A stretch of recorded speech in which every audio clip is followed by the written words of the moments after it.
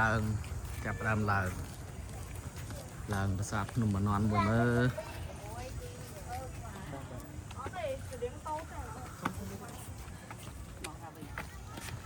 យើងឡើងភ្នំប្រឹងកម្លាំងចុះភ្នំប្រុងស្មារតីជាងឡើងយឺតបានហើយកុំប្រឹងពេកនេះយើងឡើងទៅហើយ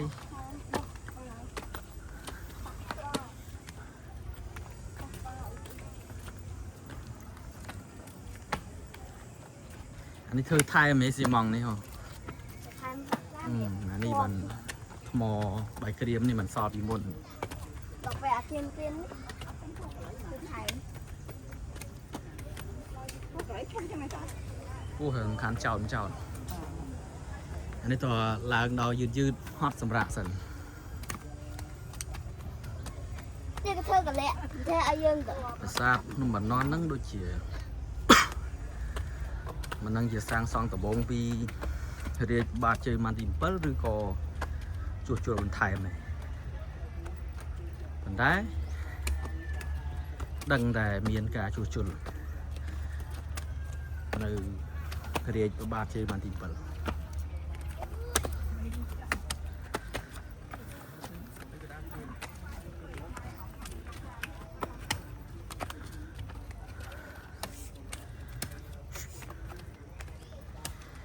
យ៉ាចាប់ផ្ដើមហត់ហើយបាទ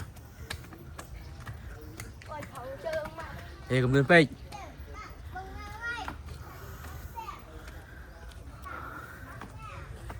ទើបបានដល់ពាក់កណ្ដាលផងឥឡូវចង់លាក់អណ្ដាតហើយហ្នឹង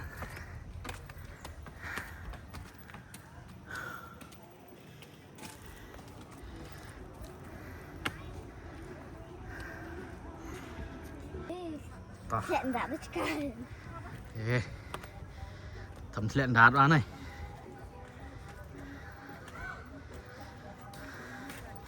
កុំឲ្យហត់គេដើរបោះចំហៀនហើយនឹងដកដង្ហើមឲ្យស៊ីគ្នា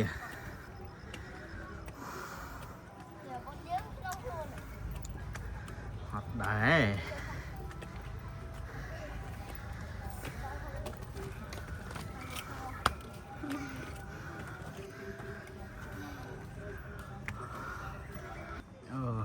បន្តដំណើរទៅទៀត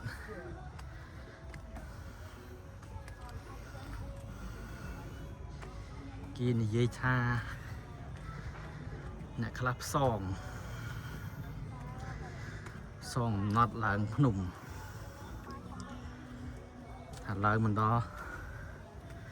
កំពុំជោគជ័យទេ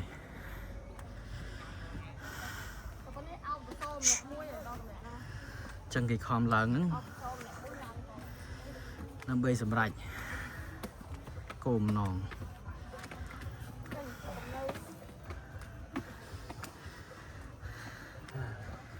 វ៉ាវ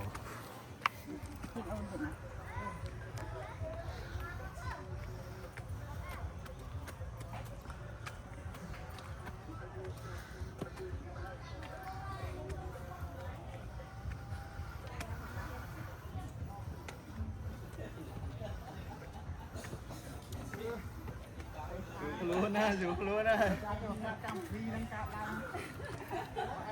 ហើយដល់មកកន្លែងនេះហើយដល់កន្លែងនេះ